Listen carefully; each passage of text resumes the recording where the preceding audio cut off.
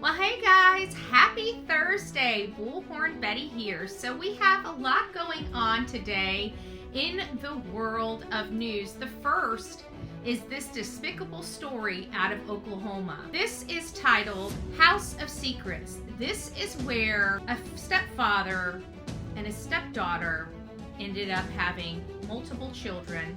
Check this article out. A house of secrets and abuse. In August, Oklahoma City police got a tip that a man had multiple children with his stepdaughter. Tonight we are hearing for the first time from the adult children on life behind those closed doors. Inside this yellow house was a man with a secret. It just took someone paying attention. And believe it or not, he was telling on himself every single day. A family of 11 lived here. Mom, dad, and 9 children. They never left the house only with him. The children had never been to school, the doctors, or even a movie theater, all to conceal a secret they never knew was wrong: their dad's relationship with their stepsister. That I already knew about. I never knew that it was anything wrong with it. We just grew up like if it was normal to us. I was looking for someone to paint the ceilings, and he answered the ad. She was opening several businesses at 10th and May. They looked really crazy every day. The clothes, from the clothes that they wore, from the smells. Every day it was driving me insane because there's nothing I can do about it. First time I met her was in the hallway, and I said, man, that girl looked like she just had a child. He was looking at her as if she was some sort of candy. I started putting stuff together. I said, okay, maybe those kids are hers and his. I seen him kissing her. And I said, you know what, this is it. I called the police. And the condition that the little ones were in,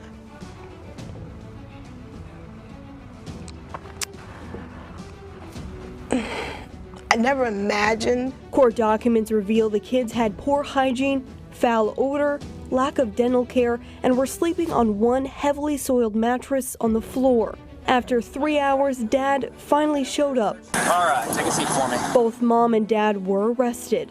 The father's charged with 3 counts of sexual abuse of a child, 5 counts of child neglect, and 3 counts of child abuse. His wife is charged with multiple charges for enabling neglect and sexual abuse. What do you think about that? It is like, wow. And how did people not know?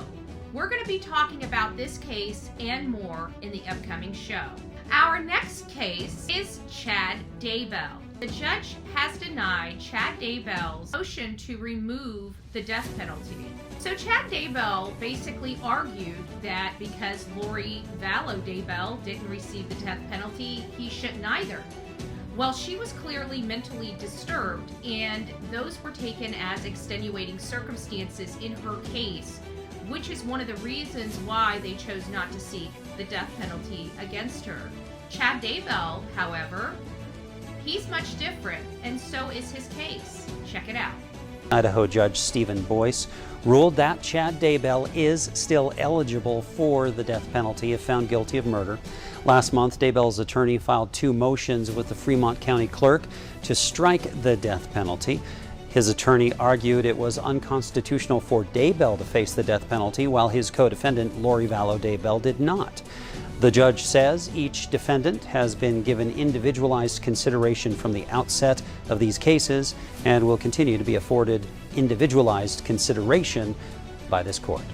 And finally, something that happened here, near and dear to me, here in Florida. This is coming out of Volusia County. Mike Chitwood went to the lectern at a press conference to speak about how lucky his deputies are today. Check out this heroic news clip. A lot of crazy shit in 36 years. This was absolutely the craziest. 4:30 this morning, we get a shoplifting call for the Wawa up there for 472. Guy goes into the store, reaches over the counter, snatches a bunch of cigarettes, gets back in his pickup truck, takes off. Deputies spot the truck. They go to stop him. They have a low-speed chase all the way back to his residence. They stop, stick the tires, he keeps driving, he pulls into the driveway. As deputies make announcements for him to come out of the truck, he won't come out. So they go to approach. When they go to approach, thank God they have their shield with them. And as they approach, he fires at them this round right here was up in front of my sergeant's face. My sergeant would have took a shot to the head. More shots ring out. One of our new deputies who transferred in from New York, 25-year-old young man, Ethan Thomas, he takes a graze wound to his face. They engage the suspect in a gun battle. They retreat. The suspect barricades himself in the truck and refuses to come out. We try to negotiate with them. Negotiations are not going anywhere. He's telling us to contact President Biden because the president's going to pardon him for everything that he did. Eventually, we try to pin him in with our heavy equipment. We push the truck into the garage, continue to try to negotiate with him. He starts to light fires in the garage, gets up into his attic, drops back down into the house, and eventually the house now, the vehicle that he was in, catches it on fire. It was probably a smoldering fire. I don't know, the fire marshal determined that. And then the entire house becomes engulfed in flames. And for probably 45 minutes, he's up on the second floor going back and forth, coming out to the back porch, telling us that he's going to fight us. He's not going to surrender. Eventually, the smoke really gets thick, and we're able to punch the porch, the studs that hold the porch up, out. He falls to the ground, and we're able to take him into custody. And the first thing he says to me is, call the president. He's going to pardon me for this. Please don't forget to like, share, and subscribe. Don't forget to subscribe to me on TikTok, Instagram, and Facebook. God bless each and every one of you, and have a Merry, Merry Christmas.